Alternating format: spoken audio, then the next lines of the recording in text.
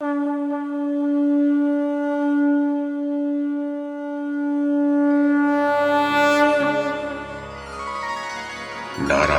नमस्कृत्य नरं चैव नरोत्तमं देवीं सरस्वतीं व्यासं ततो जयमुदीरयेत्।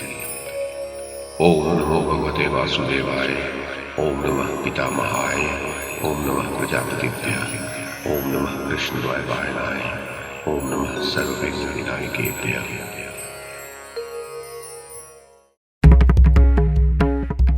नमस्कार। महाभारत कथा श्रृंखला में आपका स्वागत है। श्रीमन महर्षि वेद व्यास द्वारा रचित महाकाव्य महाभारत को एक कथा श्रृंखला के रूप में प्रस्तुत करते हुए पिछली कड़ी में मैंने मूल संस्कृत ग्रंथ के प्रथम पर्व, जो आदि पर्व के नाम से प्रसिद्ध है, उसके 5वें उपपर्व आस्तिक पर्व में कही गई यज्ञाहुति में पड़ने वाले सर्पों के नाम की जो कथा है, उसे आपको सुनाया था। आस्तिक पर्व के उपरांत आता है आदि पर्व का छठा उपपर्व अंशावतरण पर्व। तो आज की इस कड़ी में अंशावतरण पर्व में जन्मेजय के यज्ञ में वैशंपायन के कथा प्रारंभ करने की जो कथा कही गई है, उसे अब मैं कमल किशोर आपको सुनाता हूं।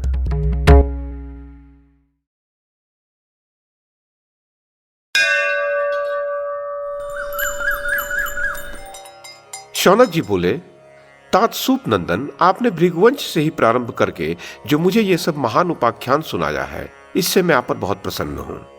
सूत पुत्र, अब मैं पुनः आपसे यह कहना चाहता हूं कि भगवान व्यास ने जो कथाएं कही हैं, उनका मुझसे यथावत वर्णन कीजिए। उग्र शिवाजी कहते हैं, शौनक, जब विद्वान महर्षि श्री कृष्ण द्वैपायन ने यह सुना कि राजा जन्मेजय सर्प यज्ञ की दीक्षा ले चुके हैं, तब वे वहां आए। वेद व्यास जी को सत्यवती ने कन्यावस्था में ही शक्ति नंदन पराशर जी से यमुना जी के द्वीप में उत्पन्न किया था। वे पांडवों के पितामह हैं। जन्म लेते ही उन्होंने अपनी इच्छा से शरीर को बढ़ा लिया तथा उन महायशस्वी व्यास जी को स्वतः ही अंगों और इतिहासों सहित संपूर्ण वेदों और उस परमात्म तत्व का ज्ञान प्राप्त हो गया, जिसे कोई तपस्या, वेदाध्ययन, व्रत, उपवास, शम और यज्ञ आदि के द्वारा भी प्राप्त नहीं कर सकता। वे वेद वेदताओं में श्रेष्ठ थे और उन्होंने एक ही वेद को 4 भागों में विभक्त किया था। ब्रह्मर्षि व्यास जी पर ब्रह्म और अपर ब्रह्म के ज्ञाता, कवि अर्थात त्रिकालदर्शी, सत्यव्रत परायण तथा परम पवित्र है। उनकी कीर्ति पुण्यमयी है और वे महान यशस्वी हैं। उन्होंने ही शांतनु की संतान परंपरा का विस्तार करने के लिए पांडु, धृतराष्ट्र और विदुर को जन्म दिया था। उन महात्मा व्यास ने वेद वेदांगों के पारंगत विद्वान शिष्यों के साथ उस समय राजर्षि जन्मेजय के यज्ञ मंडप में प्रवेश किया। वहां पहुंचकर उन्होंने सिंहासन पर बैठे हुए राजा जन्मेजय को देखा, जो बहुत से सभासदों द्वारा इस प्रकार घिरे हुए थे मानो देवराज इंद्र देवताओं से घिरे हुए हों। भरत श्रेष्ठ राजर्षि जन्मेजय महर्षि व्यास को आया देख बड़ी प्रसन्नता के साथ उठकर खड़े हो गए और तुरंत ही उनकी अगवानी करने के लिए चल दिए। पितामह व्यास जी का प्रेम पूर्वक पूजन करके जन्मेजय का चित्त प्रसन्न हो गया और वे उनके पास बैठकर कुशल मंगल पूछने लगे। भगवान व्यास ने भी जन्मेजय की ओर देखकर अपना कुशल समाचार बताया तथा अन्य सभासदों द्वारा सम्मानित हो उनका भी सम्मान किया।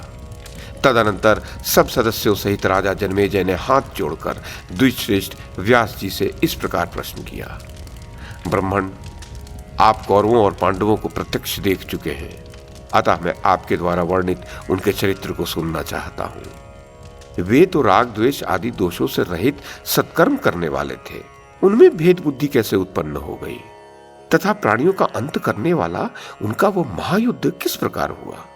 द्विजश्रेष्ठ, जान पड़ता है प्रारब्ध ने ही प्रेरणा करके मेरे सब प्रपितामहों के मन को युद्ध रूपी अनिष्ट में लगा दिया था। उनके इस संपूर्ण वृत्तांत का आप यथावत रूप से वर्णन करें। उग्र शिवाजी कहते हैं, जन्मेजय की यह बात सुनकर श्री कृष्ण द्वैपायन व्यास ने पास ही बैठे हुए अपने शिष्य वैशंपायन को उस समय इस प्रकार आदेश दिया, वैशंपायन, पूर्व काल में कौरवों और पांडवों में जिस प्रकार फूट पड़ी थी, जिसे तुम मुझसे सुन चुके हो, वो सब इस समय इन राजा जन्मेजय को सुनाओ। उस समय गुरुदेव व्यास जी की आज्ञा पाकर विप्रवर वैशंपायन ने राजा जन्मेजय, सभासदगण तथा अन्य सब भूपालों से कौरवों पांडवों में जिस प्रकार फूट पड़ी और उनका सर्वनाश हुआ, वह सब पुरातन इतिहास कहना प्रारंभ किया। उन्होंने कहा, जन्मेजय, तुम इस महाभारत की कथा को सुनने के लिए उत्तम पात्र हो और मुझे यह कथा उपलब्ध है तथा श्री गुरु जी के मुखारविंद से मुझे यह आदेश मिल गया कि मैं तुम्हें यह कथा सुनाऊं। इससे मेरे मन को बड़ा उत्साह प्राप्त हो रहा है। राजन, जिस प्रकार कौरवों और पांडवों में फूट पड़ी वो प्रसंग सुनो। राज्य के लिए जो द्युत हुआ उससे उनमें फूट हुई और उसी के कारण पांडवों का वनवास हुआ। तदोपरांत जिस प्रकार पृथ्वी के वीरों का विनाश करने वाला महाभारत युद्ध हुआ वह तुम्हारे प्रश्न के अनुसार तुमसे कहता हूं, सुनो। अपने पिता महाराज पांडु के स्वर्गवासी हो जाने पर वे वीर पांडव वन से अपने राजभवन में आकर रहने लगे। वहां थोड़े ही दिनों में वे वेद तथा धनुर्वेद के पूरे पंडित हो गए।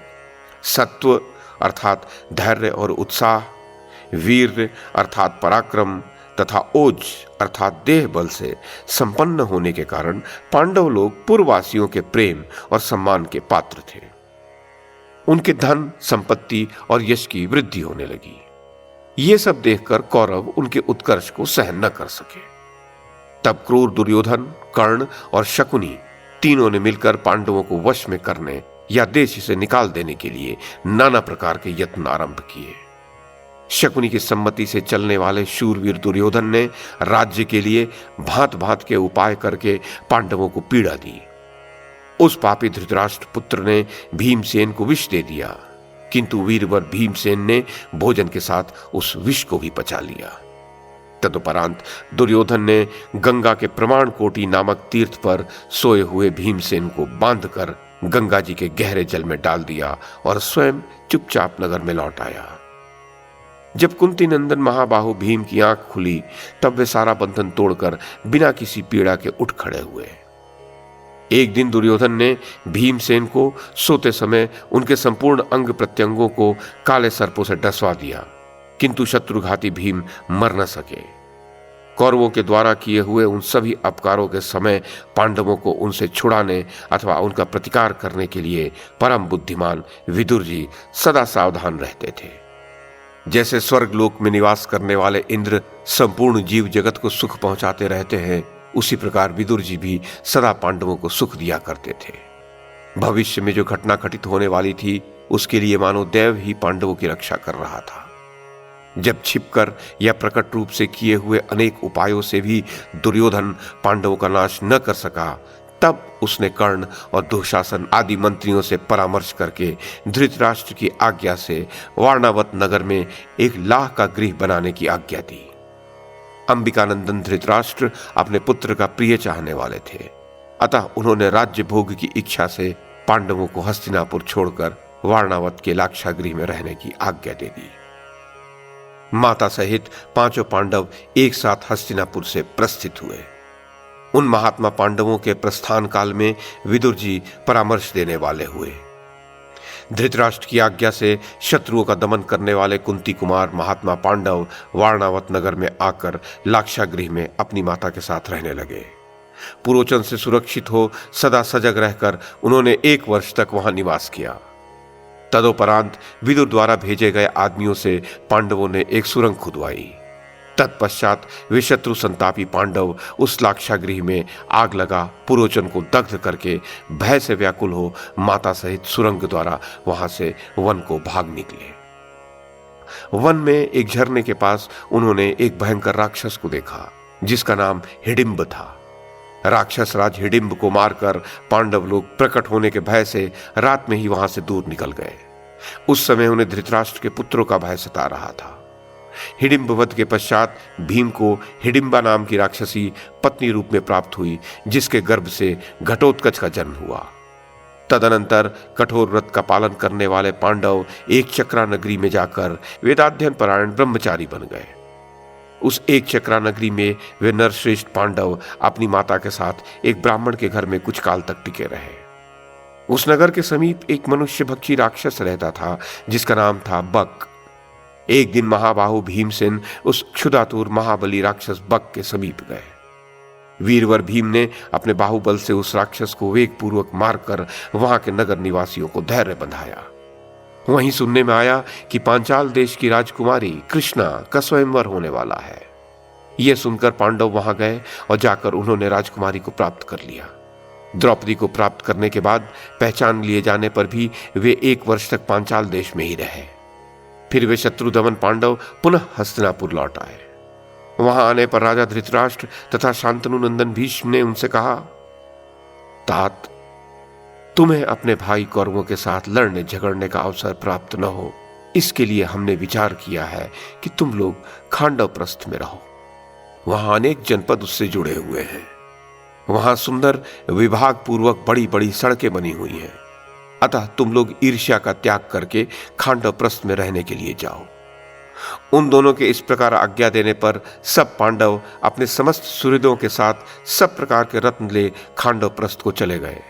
वहां वे कुंती पुत्र अपने अस्त्र शस्त्रों के प्रताप से अन्यान्य राजाओं को अपने वश में करते हुए बहुत वर्षों तक निवास करते रहे। इस प्रकार धर्म को प्रधानता देने वाले, सत्यव्रत के पालन में तत्पर, सदा सावधान एवं सजग रहने वाले क्षमाशील पांडव वीर बहुत से शत्रुओं को संतप्त करते हुए वहां निवास करने लगे। महायशस्वी भीमसेन ने पूर्व दिशा पर विजय पाई।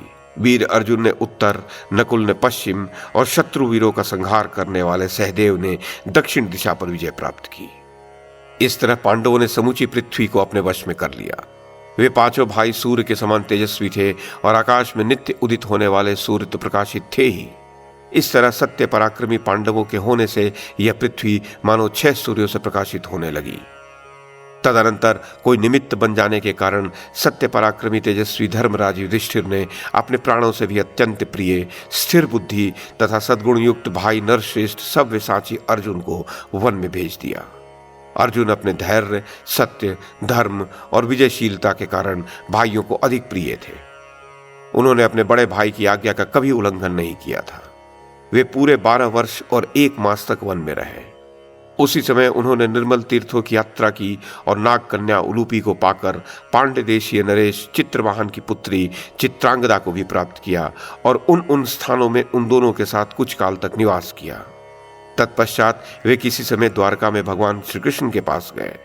वहां अर्जुन ने मंगलमय वचन बोलने वाली कमल लोचना सुभद्रा को, जो वसुदेव नंदन श्री कृष्ण की छोटी बहन थी, पत्नी रूप में प्राप्त किया। जैसे इंद्र से शची और भगवान विष्णु से लक्ष्मी संयुक्त है, उसी प्रकार सुभद्रा बड़े प्रेम से पांडुनंदन अर्जुन से मिली। तत्पश्चात कुंती कुमार अर्जुन ने खांडव प्रस्थ में भगवान वासुदेव के साथ रहकर अग्निदेव को तृप्त किया।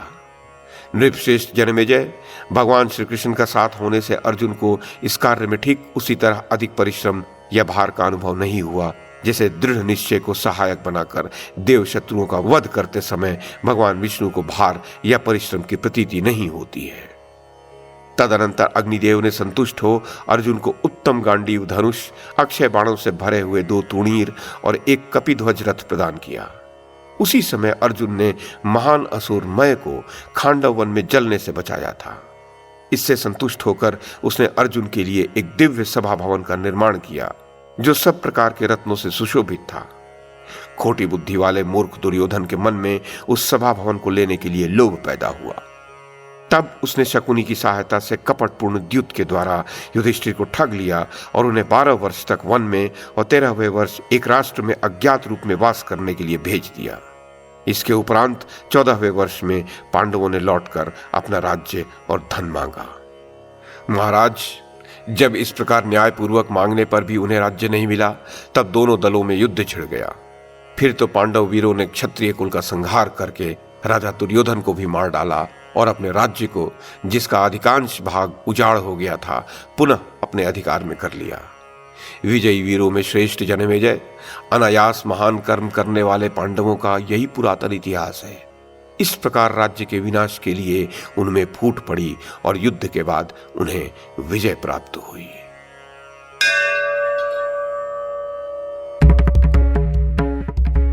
तो ये थी आदि पर्व के छठे उपपर्व अर्थात अंशावतरण पर्व में कही गई जन्मेजय के यज्ञ में वैशंपायन की कथा प्रारंभ करने की कथा। इस कड़ी में बस इतना ही। अगली कड़ी में इससे आगे की कथा सुनाऊंगा। YouTube के माध्यम से महाभारत की कथा को एक श्रृंखला के रूप में प्रस्तुत करने का हमारा ये प्रयास यदि आपको सराहनीय लगा हो तो कृपया इस कड़ी को लाइक और शेयर करें, चैनल को सब्सक्राइब करें और बेल आइकन को दबाएं। साथ में अन्य लोगों को भी देखने के लिए प्रेरित करें। धन्यवाद और नमस्कार।